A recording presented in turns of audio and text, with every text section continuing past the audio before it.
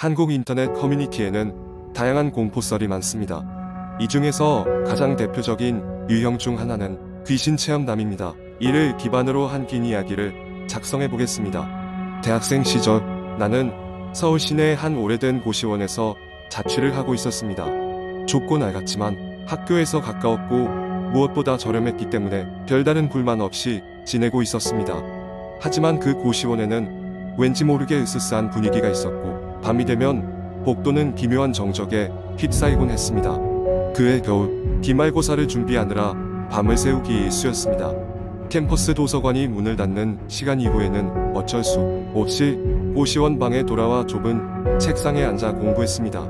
어느 날 밤 문득 기묘한 기분이 들어 눈을 들어보니 방구석 그림자가 짙게 드리워진 곳에 흰 형체가 어렴풋이 보였습니다. 처음에는 잘못 보았겠거니 하고 고개를 저었지만 몇 분 뒤 다시 그쪽을 보았을 때 그것은 여전히 그 자리에 있었습니다. 긴장감이 몰려왔지만 가능하면 그 존재와 마주치고 싶지 않았기에 애써 무시하며 공부에 집중하려 노력했습니다. 하지만 시간이 지날수록 그 형체는 점점 더 뚜렷하게 보였고 그러자 나는 더 이상 무시할 수 없게 되었습니다. 용기를 내 스마트폰을 들고 손전등을 켜 그쪽을 비추었습니다. 잠시 동안의 망설임 끝에 내가 확인한 것은 다름 아닌 회색빛이 도는 누군가의 얼굴이었습니다. 긴 머리에 창백한 얼굴이었고 무표정으로 나를 바라보고 있었습니다. 기겁한 나는 소리를 지르며 방을 뛰쳐나왔고 복도를 가로질러 관리실로 달려갔습니다. 관리자에게 방에 귀신이 있다고 외쳤지만 그분은 내가 피곤해서 헛것을 보았겠거니 하고 무시하려 했습니다. 하지만 내가 필사적으로 설명하자 그는 마지못해 나와 함께 방으로 돌아왔습니다. 그런데 방에 들어갔을 때는 아까 그 형체는 온데간데 없이 사라져 있었습니다. 관리자에게 미안하다고 사과하고 돌아오면서도 나는 몸을 떨 수밖에 없었습니다. 이후로 며칠간 아무 일도 없었지만 이상하게도 방에 돌아오면 언제나 누군가 나를 지켜보는 듯한 느낌이 들었습니다. 점차 피로가 쌓여가던 중 나는 드디어 친구들에게 이 일을 털어놓았습니다.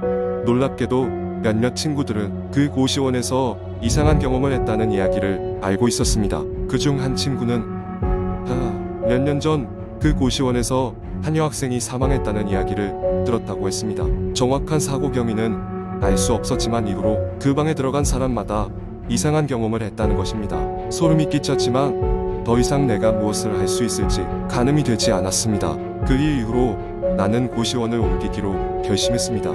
새로운 곳으로 이사하고 나니 신기하게도 더 이상 그런 기분은 들지 않았습니다.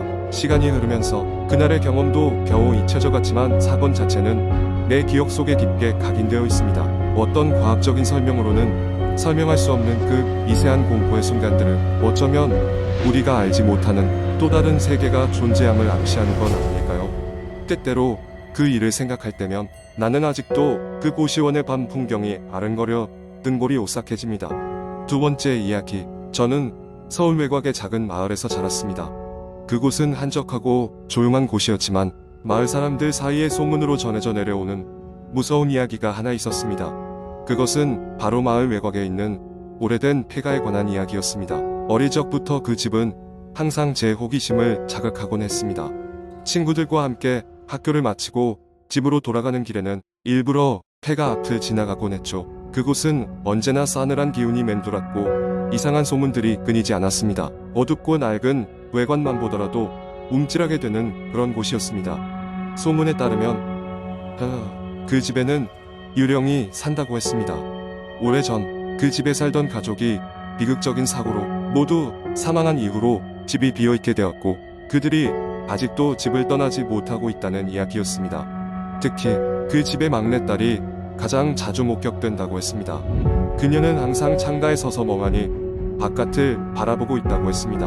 어느 날 밤 저는 친구들과 함께 용기를 내어 그 집에 들어가 보기로 했습니다. 모두들 겁에 질려 있었지만 누가 먼저라고 할 것도 없이 우리는 하나둘씩 폐가의 문을 향해 걸어갔습니다. 문을 열었을 때 그 장소는 생각보다 더 공포스럽고 소름 끼치는 분위기를 풍기고 있었습니다. 집안은 먼지와 거미줄로 가득 차 있었고 오래된 가구들이 부서진 채로 방치되어 있었습니다. 저희는 각자 손전등을 들고 조심스럽게 발걸음을 옮겼습니다. 첫 번째 방은 예전의 거실로 보였고 부서진 의자와 테이블, 벽난로가 있었습니다. 으스스한 침묵 속에서 우리는 발소리도 내지 않으려 조심했습니다. 그런데 갑자기 친구 중 한 명이 놀란 목소리로 "저기 봐" 라고 외쳤습니다. 그의 손끝을 따라 저희는 창가를 바라보았습니다. 거기에는 정말 어떤 형체가 서 있었는데 그것은 저희가 듣던 소문 속의 소녀처럼 보였습니다. 그녀는 길고 검은 머리를 늘어뜨리고 있었고 하얀 옷을 입고 있었습니다. 하지만 무엇보다도 소름 끼쳤던 것은 그녀의 눈이었습니다. 그녀의 눈은 거뭇한 구멍처럼 비어 있었습니다. 우리는 경악해서 뒤로 물러섰고 숨도 쉴 수 없었습니다. 그때 무엇인가가 창문을 세게 두드립니다. 두드려진 그 소리는 온몸을 얼어붙게 만들었고 우리는 동시에 소리를 지르며 밖으로 뛰쳐나갔습니다. 밖으로 나왔을 때는 이미 밤하늘이 어두워져 있었고 우리들은 마구잡이로 도망쳤습니다. 그날 이후로 우리 중 그 누구도 그 집 근처에 가려고 하지 않았습니다. 그것은 사람들에게 농담의 소재가 되었고 때론 아이들의 용기를 시험하는 장소로 쓰이기도 했지만 그곳을 직접 경험해본 우리 친구들은 그날을 결코 잊을 수 없었습니다. 그 소녀의 창백한 얼굴은 깊은 한밤중에도 여전히 제 기억 속에 생생합니다. 지금도 그 집이 존재하는지 잘 모르겠지만 여러분이 그곳에 간다면 부디 조심하시길 바랍니다. 그곳에는 아직도 무언가가 기다리고 있을 테니까요. 세 번째 이야기. 어느 작은 시골 마을에 민재라는 청년이 살고 있었다.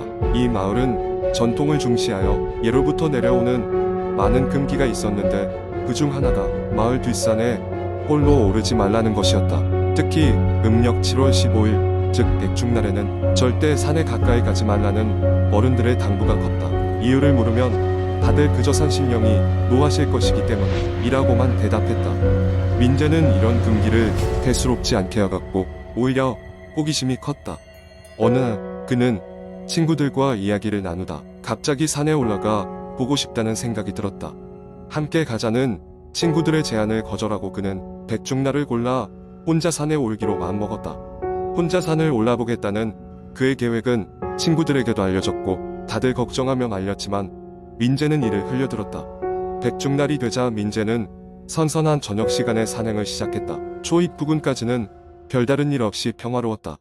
그러나 산 중턱쯤 접어들자 시간이 어두워지기 시작했고 대비하지 못한 민재는 준비한 손전등을 켰다. 그 순간 이상하게도 산새 소리도 바람 소리도 끊겼다. 오직 자신의 발걸음 소리만이 산을 메웠다. 길이 점점 험해졌다. 그는 숲속 깊숙이 들어와 있었다. 그때 갑자기 어둠 속에서 누군가의 인기척을 느꼈다. 민재는 놀라서 주위를 두리번거렸지만 아무런 모습도 보이지 않았다. 하지만 심장은 점점 더 빠르게 뛰었고 그때였다. 저 멀리 숲 가장자리에 하얗게 빛나는 무언가가 서서히 다가오는 것이 보였다. 그것은 사람이 아니었다. 처음엔 무서워서 도망치려 했으나 호기심이 앞서는 민재는 그 자리에서 꼼짝하지 않았다. 얼마 지나지 않아 민재 앞에 나타난 것은 웬 낡고 허름한 차림의 할머니였다. 할머니는 보통 사람이 아니었다. 눈동자는 새하얗고 입가에는 기묘한 미소가 걸려 있었다. 이상하게도 할머니는 입을 대지 않고 민재에게 무엇인가를 속삭이듯 말을 건넸다. 그 순간 민재의 머릿속으로 그녀의 목소리가 스며들어왔다. 왜 이곳에 왔니? 너는 오지 말았어야 했다. 민재는 공포에 휩싸였지만 발이 땅에 박힌 듯 움직이지 않았다. 할머니는 계속해서 무언가를 속삭였다. 그녀의 이야기는 조각조각 이어지지 않았고 이해할 수 없는 말들도 많았다. 그런데 그 이야기는 마을의 옛 전설과 같았다. 예전에 마을을 지켜주는 산신령이 있었다고 한다. 하지만 마을 사람들이 산신령을 몰랐고 그를 위한 제사를 잊어버리기 시작하면서 산신령은 홀로 남았다. 그리고 그 고독함에 잔혹한 원혼으로 변했다고 했다. 그 순간 모든 것이 명확해졌다. 할머니를 뒤덮고 있던 옅은 안개가 거치자 그녀는 점점 더 투명해져 갔다. 그리고 마침내 사라졌다.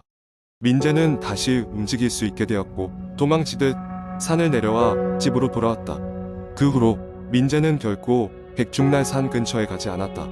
마을 사람들은 그의 변화를 눈치챘지만 그 이유를 묻지 않았다.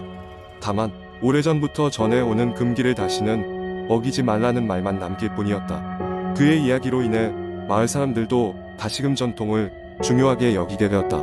당시의 일들은 오랜 세월이 지나도 민재의 머릿속에 생생하게 남아있으리라. 그 일이 원래 존재하지 않던 믿음을 되살렸고 사람들은 다시 산신령을 위한 제사를 지내기 시작했다.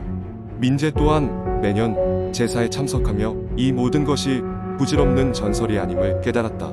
네 번째 이야기. 어느 작은 마을, 그곳에는 오래된 전설이 내려오고 있었습니다. 마을의 외곽에 위치한 숲속에는 낡은 저택이 하나 자리하고 있었는데 마을 사람들은 그곳을 귀신의 집이라고 부르며 근처에도 가지 않으려 했습니다. 이유는 과거 그 집에서 한 가족이 끔찍한 사건으로 목숨을 잃었다는 소문이 돌았기 때문입니다. 사람들은 밤마다 집안에서 이상한 소리가 난다고 입을 모았고 그 집 근처에서 귀신을 봤다는 증언도 많았습니다. 마을에 이사 온 지 얼마 안 된 한 젊은 부부는 이 소문을 흥미롭게 여겼습니다. 남편 성민은 평소 미스터리한 것을 좋아해 비디오 블로그를 운영하고 있었고 아내 수지는 그런 남편을 지지하며 자주 촬영을 도와주곤 했습니다. 성민은 그 귀신의 집을 조사해보자는 생각을 했고 그곳에서 하룻밤을 보내며 실체를 밝혀보자고 제안했습니다. 한여름밤 부부는 필수 장비를 챙기고 집을 향했습니다. 해가 뉘엿뉘엿 지고 숲은 이미 깊은 어둠 속에 잠겨 있었습니다. 집에 도착하니 귀신의 집이라는 명성을 입증하듯 집은 오래된 외관과 작은 나무, 덩굴로 뒤덮여 있었습니다. 현관문은 삐걱 소리를 내며 열렸고 그곳에는 싸늘한 공기가 부부를 맞이했습니다. 집 안은 몇십 년은 비어 있었던 것처럼 보였습니다. 벽지는 갈라지고 바닥은 먼지와 드로핑즈로 덮여 있었죠. 성민은 카메라를 돌리며 집 내부를 촬영했고 수지는 조심스럽게 그의 뒤를 따랐습니다. 그들은 먼저 거실로 향했습니다. 낡은 소파와 부서진 테이블 그리고 오래된 벽난로가 있었습니다. 성민은 탁자 위에 카메라를 고정시키고 방을 조사하기 시작했습니다. 몇 시간 동안 아무런 일도 일어나지 않았습니다. 부부는 점점 지루해졌고 아무 일도 일어나지 않는 것 같아 돌아갈까 생각했습니다. 그때였습니다. 방 안에 있던 오래된 시계가 갑자기 소리를 내며 12시를 알렸습니다. 동시에 집안이 차갑게 변하기 시작했고 희미한 발자국 소리가 들렸습니다. 수지는 떨리는 목소리로 성민에게 말을 꺼내려 했지만 말을 잇기도 전에 거실 불빛이 깜박거리면서 꺼지고 말았습니다.